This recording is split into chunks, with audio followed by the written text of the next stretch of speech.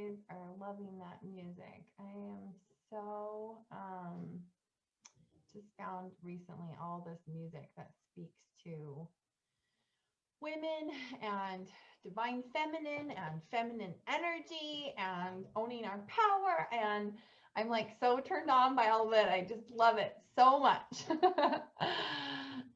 So wanted to share some of that this morning as we get started here. So excited to do this topic and bring in you guys. To be totally honest, I have felt a little like weird, I think, about I'm making so many changes and growth and expansion in my life through my business, and then not really ever speaking out in the world about those things. It has felt like a piece was sort of missing. And what was fascinating is once I became aware of this, I started looking into the lives of my clients and noticed the same thing, especially in terms of, you know, the results that they're getting and stuff. We have this desire as women to feel whole, as a woman, to feel like all parts are being expressed and fulfilled and spoken to and seen and heard, and that we're helping and we're giving and receiving. And so that's when it hit me. Wait a second, I need to be talking more about business. If you're like me, then your business is what you wake up thinking about. Your business is what you go to bed thinking about. In the middle of the night, if you're worried, you're probably worried about something in your business. And then maybe there's also this nagging about your marriage, right? So that's the reason we're doing this. I'm bringing this in, these pieces about your business and your work. So love to see who's watching. Say hi in the comments. Say hi if you have a business. I'd love to hear, to put in there, you know, like I run this business, you know, or this is my work in the world, or whatever. Or even if you're not a business owner, this will also resonate with you if you just have a passion for leadership, if you have a leadership role in your community of some sort, in your church community, etc. And we'll address some of those things. So the way that this is going to go today is we'll talk a little bit about these different things. We're going to compare some principles in business with principles that we find in marriage, and how that can really help unlock and open up some movement for you in your marriage. And then at the end, we'll do our manifesting session. So the actual energy healing portion of this. So if you want to receive some massive changes and activations inside of you, inside of your energy, then hang out until the end and we'll go there. But before we get into all that heavy stuff, I just have to show you guys this so cute thing. This is my broken down Valentine box. It's got a little crack here on the side. But this is my Valentine box, and we've done this a couple years off and on. Haven't been consistent with it because some years are better than others, you know what I'm saying? But I wanted to show you guys some of the Valentines I've been getting. What we do is each member of the family, I have 4 kids, each member of the family has a Valentine box. We've got them lined up on my piano, and we try and give a little note or treat or something in there every day if we can. And everyone is trying to do this. The kids are trying to do it for each other, for us, we're trying to do it for them, and it's so beautiful. So just some of the sweetest. This is definitely from my 7-year-old daughter. Her name is Not, signed. It's so cute, and stickers and stuff that I hadn't even seen that one until today. This is my son. I only have one son. I feel like he falls so stereotypically into when it comes to crafts and stuff. This says "You're so sweet," and that's his Valentine card. Just one little tiny square, but he is a charmer when it comes to these little messages that he'll send. Do you guys have any Valentine traditions? I'd love to hear what you guys do. Do you have any Valentine traditions? Look at, okay. This is so funny. Do you see mermaids? This is from my husband. The inside's so sweet. It says, "You are my best friend and more." Smiley face. Because he was making cards with the girls. So I get Lisa Frank stickers, and I said to him, "That's just what I've always wanted from you, is a mermaid card with Lisa Frank stickers." It's just brought so much joy into our home this last couple of weeks. I was like, I gotta share some of these. This one's actually from my son. I can tell by his handwriting. "I love you, Mom. You are the best mom ever." Ever. AFR. So cute. Oh my gosh. Oh, I just love it. I hope you guys are feeling the love. Valentine's Day is coming up, and to me, it's just kind of for fun, right? It's not it's obviously not the end all be all for romance and relationships, but I have found in my own personal life and in the lives of my clients that Valentine's Day is either great because you already have a strong foundation in your relationship, or you hate it because you don't have a strong foundation in your relationship. So it can it's like either or, right? Love or hate with this. So again, put in the comments if you're watching and you have a business. Let's get into it here. You have a business. Put in the comments what your business is. Oh, cute, Miriam. Secret service in their family. When you complete an act of service, you get a tape. You get to tape a paper heart on the living room wall. Oh, and then we watch the love grow. That's so cute. I love that, Miriam. So put in the comments if you have a business or work in the world and what you do. What is your work in the world? I'd love to hear. We're going to talk again today about how our business stuff really does show up and parallel in our marriage. So what I know for business women, I think about that that moment right after you've gotten off of a sales call and you know that you've really deeply, powerfully served the person that was in front of you, and you feel electricity all through your body. That is a beautiful feeling. Or maybe you've really served someone, in a philanthropic way or whatever, you know that you've really, really helped that person and stood strong in that. And there was a flow and there was some kind of energy exchange. And you feel totally turned on, right? I mean, is it really that much of a stretch to say that that is like your creative energy, that's your erotic energy, that's your passion, that's your fire? These are all really similar words to what we use when it comes to being turned on in our marriage. And what I see often for really strong women is that we're turned on more by our work in the world than we are by our marriage. And I'll be really vulnerable with you. Crazy is that just last week, my husband came to me and he was like, my husband has grown so much to be able to own both his masculine energy and his feminine energy, which is that full embodiment of what it means to be a man, right? It's not just masculine energy, it's both. And he came to me and he said, look, sometimes I realize that I feel like you care more about your business than you care about me. That just was last week. I'm like, oh crap, like what? I was like, oh my gosh. So we're working on that. It's something we're talking about, and it's so good because that's certainly he's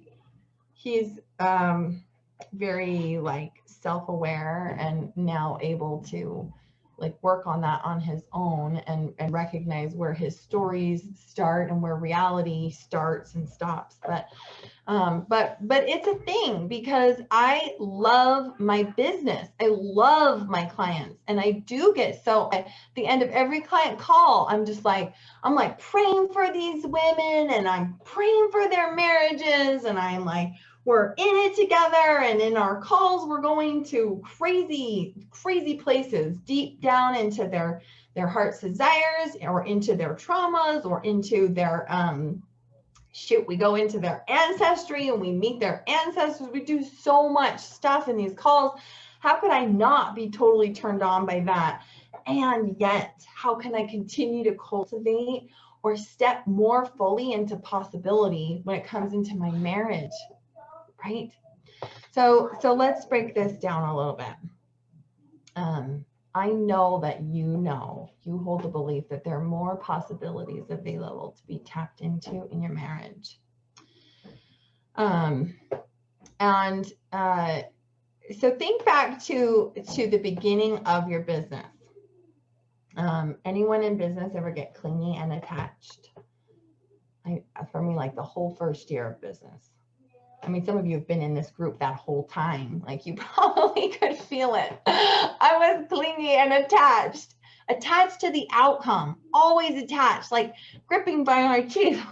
Let this thing work. Let me actually be able to help somebody. Let me actually be able to make money. Let all this time and sacrifice actually be worth something, right? I was clingy and I was attached. And I lived in that place early on. But as a seasoned business owner now, I learned how to step out of that clingy energy and let go of the insecurities and my stories and the worries so that I could be free from attachment to the outcome and yet remain steadfastly devoted and consistent and committed in my business, right? So show some steps if this resonates with you. You've learned how to, that place. You know what I'm talking about when it comes to being attached in your work in the world versus being unattached and letting go. Just write letting go in the comments. I see some hearts coming through here. Let's see. Let's tap in here. Midwife, Christy. So cool to get to know you better. Doing some home care for you. Moonlight. That means like periodically or something, right? Wow. A special needs foster son. Wow. Like hats off to you, girl. Laura, I run my own business with a health and happiness company. Oh, I love that. Colleen spent 20 years teaching music to young children. Passionate about it. Wanting to start something new for this new stage of life. I am getting that energy from you, Colleen. What could be possible? It's so exciting. Okay, so this place. Thanks, guys. Letting go. This place. You have to let go, right, in your business. Otherwise, everybody can feel that energy from you, that crazy attached energy. But instead, what do we fill that with instead? And here's some few different principles, and we're going to compare these and see how they show up in marriage as well. You focus on being committed. It's being committed instead of being attached, right? It's devoted, committed, and yet fully detached from the outcome. I show up, I do what I do, I trust that I'm a vessel and that whatever I'm doing is what it's meant to do and create. You find a dance and balance between masculine and feminine. So maybe you haven't really necessarily thought about these principles, or maybe you have in your business, but there is a dance and a delicate balance between how many different strategies am I implementing in my business, and then where am I allowing flow? Where am I allowing myself to receive, to just be instead of do? Where am I allowing intuition and inspiration to come in? You see how I'm speaking about this paradox of masculine and feminine energy characteristics here. So being committed, balance and dance between masculine and feminine in your business. You ground into your why every day. Basically, any business trainer talks about that, right? The importance of knowing your why, and you probably experienced that in your business. You connect to who you really are and what you're really capable of, and then you focus on the one and connect to who they really are, what they are really capable of, seeing them as who they really are and their truth. So 5 business principles. And these 5 principles apply in your marriage as well. I mean, probably if you're smart, the wheels are starting to turn already. The wheels are starting to turn already, right? So let's kind of take a little inventory right now of where you are at in relation to your marriage when it comes to these principles. First of all, what does it look like to show up in your marriage attached? That desperate energy. What does that really look like? Because we fall prey to this all the time. It's fascinating to me because we live in a day and age where women are free, right? We are not trapped up anymore. And yet when women talk to me about their marriages, I see so much oppression. Like we haven't figured out how to break free from those cages yet.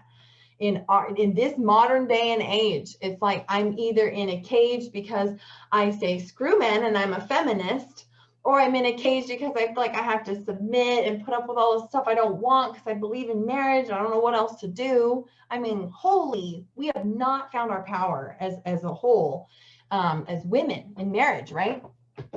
What does it actually look like to be attached in marriage? You guys give some examples here. Oh, great. Hi, Haven. Some examples. Let me go from my own life first. Nagging my husband. Big one, right?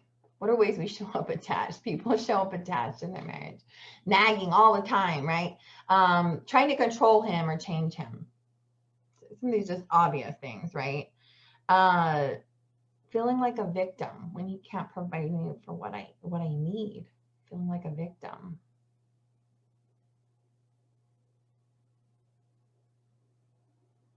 Doing things like pulling away so that I can try and get his attention, whether that's like leaving the home, emotionally withdrawing, physically withdrawing, pulling away. I just try to get attention.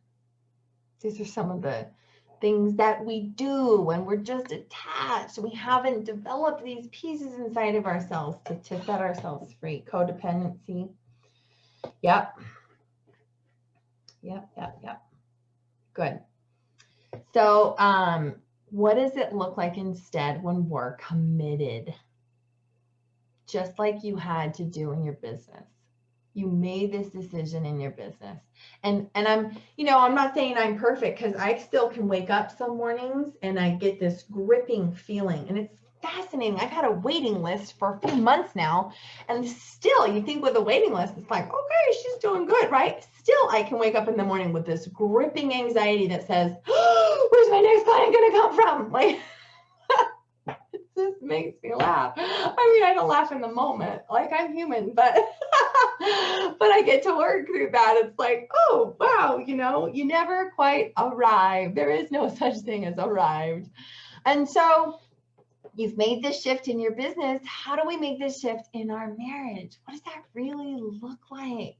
To just be sovereign and let him stand as a man and as a human being with strengths and weaknesses, and you stand in your power as a woman with strengths and weaknesses, and letting yourselves have that space to grow and give and receive and still express what you want, and also know how to fill your own cup. All of these pieces, knowing how to explore together, knowing how to have more fun or expand even together, be that power couple together. What does that really look like? I'd love to hear your guys' thoughts in the comments. Just take a moment, actually think on that. What does it actually look like for me if I were, or when I am, showing up as committed instead of attached in my marriage? What does that actually look like? Oh, it's beautiful. It's just my favorite. Okay, and then masculine, feminine. This, of course, shows up in our marriages, right? But there's so much. It's all messy. It's all like tangled. I see the different strands of femininity and the teachings that are out there as like a tangled ball of yarn. It's just a mess. There's cultural femininity, so pressures and shoulds and expectations on what it means to be a woman, on what it means to be feminine. Then there's masculine and feminine energetic principles, yin and yang, which you hear me talk about a lot. That's totally separate. Those are two totally separate things. We get those interwoven all the time. And then there's this divine masculine, divine feminine. What is that? And how does that play in? So beginning to unravel some of these pieces and then finding where we can step into the feminine energy, that feminine energy piece in our relationships, and use that skill that's innate within us. It is innate within us to show up in that way in our relationships. Relationships thrive with feminine energy. They just do. All the connection that you want, the adoration, the allowing, the receiving, the trusting, the resting, the ease, the play, all that stuff is your feminine energy. So if you find that you're struggling with that masculine feminine balance in your life, in your business, it's likely you're struggling with that in your marriage and your husband feels it. And he's probably not as aware about it as you are. When was the last time you grounded into your why in your marriage? This principle still applies. What does that really look like? What is your why? Why did you guys get married in the first place? Why do you continue to say yes? What is it about this person, this life you've built, this family you've created together that has you saying yes? What's the why? Do we ever take time to ground into that? I mean, like, right? Ground into your why. Okay, that fourth principle now, the truth of who you are. In order to be a good salesperson, you have to be in the truth of who you are, right? One of my business coaches, one of the things that she says is you have to sell yourself first every day. Sell yourself first. Sell yourself on yourself every day. First. And when you don't, you're back into that attached energy, right? When you don't know who you are and what you're capable of bringing. And then we get into our marriages. And it's like we completely forget. You know, he does something that hurts us. And instead of just speaking our truth about it or being with our feelings about it or whatever, we do all kinds of weird stuff to bypass the truth of who we are. And what we do in those moments is we bypass our feminine power. We just sidestep it. Let's go right around it. So we want to create less and less of those kinds of moments, right? Grounding into the truth of who you are. And then the last one, serving and seeing the one. Right? Okay. If any of you are in sales or any kind of service-oriented thing,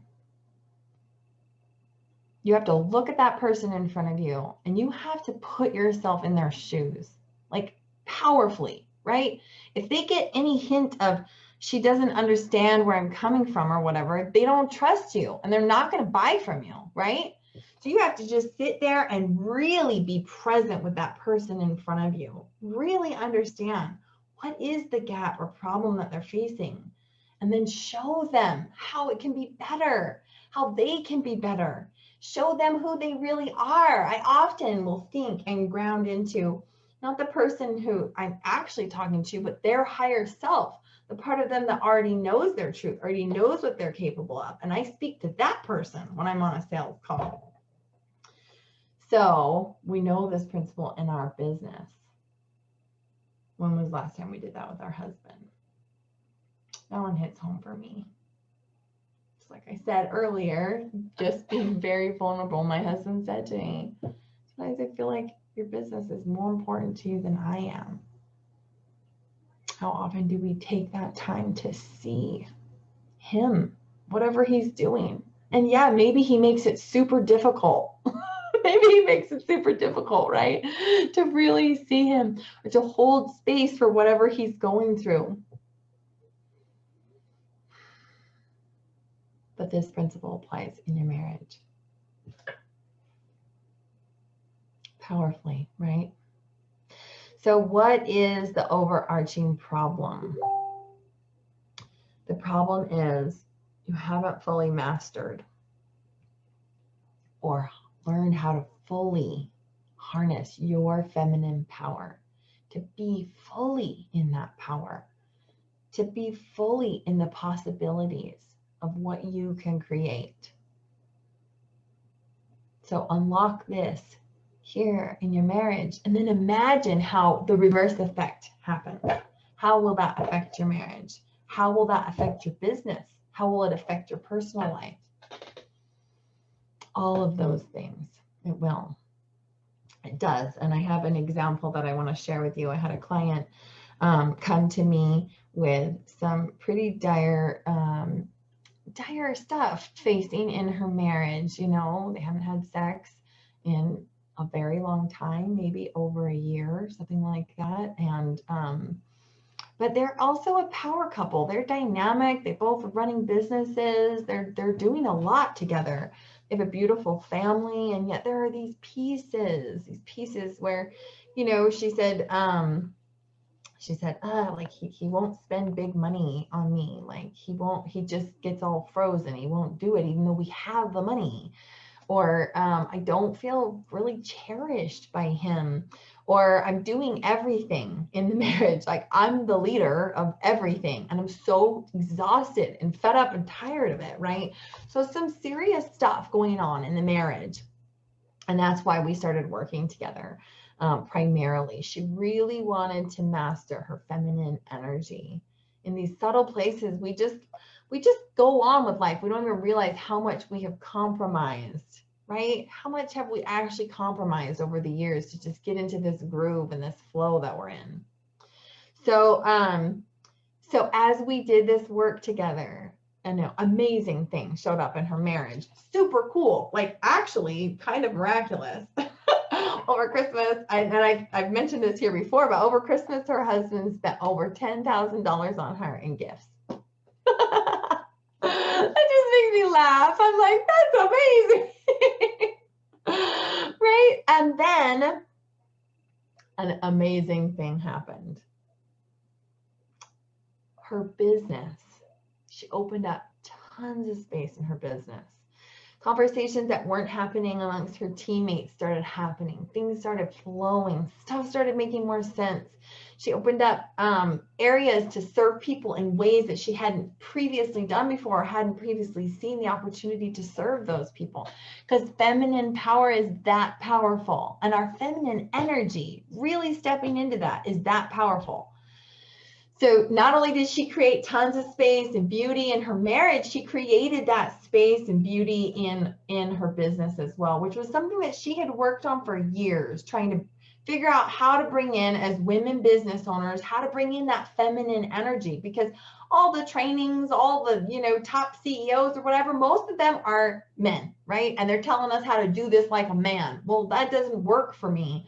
So how do we bring this in? How do we bring this in, right? So mastering your feminine energy in your marriage and your business changes the game, my friends. That is the missing piece. So I'd love to hear how this lands for you guys. What shows up for you when you think about, you know, bringing in more feminine energy into your business and into your marriage? You really think about that. Thank you, Deanna. Hi. Hi, Eliza. Thanks for watching. All right, let's step into the manifesting portion of this. So we're going to, again, if you haven't done energy work with me or you haven't done a group session like this before, the way this works is your energy will receive it if you want to receive it. It won't receive it if you don't. This will count for anyone who watches the replay, even if you watch the replay in 6 months from now. If you do watch the replay, definitely type hashtag replay, and I can see your comments in there. And okay, let's go ahead and take a nice deep breath. We have uncovered a lot of stuff today.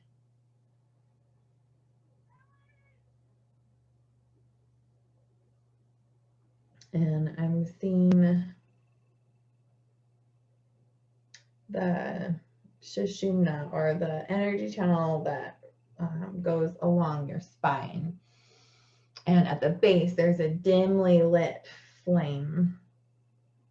And I'm getting that this is just sort of the single symbol or image that's representing the collective. So we're just going to turn up that flame, and now it's bigger. It's glowing much bigger. It was like an inch. Now it's glowing. It's about 3 to 5 inches, glowing in every direction. This is activating your feminine energy within. And can we turn it up more? We can't yet. It's clearing.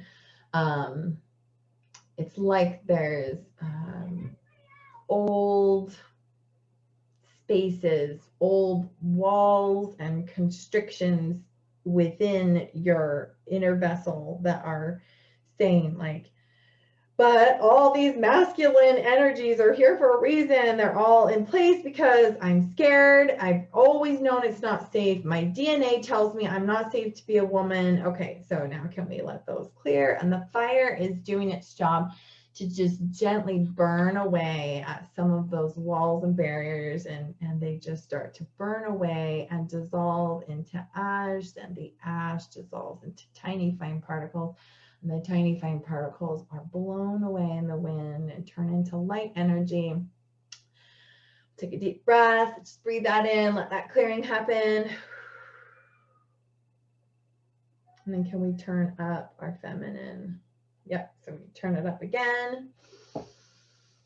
And now I'm seeing it's about the size of a piece of paper, so about a foot. We turn it up again. Yes. Okay, now it's glowing. It's about 2 to 3 feet in all directions, out to the side, up, up, up. And then, okay, it feels like that's complete, and we will create a container within. And so we're going to bring in, for those fears and worries, we've replaced those, but we're going to bring in a masculine container that is capable of expanding and growing to contain the feminine flow through you. The more you grow this container, the more feminine energy will flow through you. And so the masculine container says, you can rest in the masculine. It's all around you. I trust the masculine that's all around me. I trust that these forces are interconnected, and if I step into my feminine, a masculine will meet me. A masculine will meet me, whether it's in the form of my husband, someone else nearby, the universe, nature, or God. The masculine will hold and support me. Take a deep breath. Let's ground into that.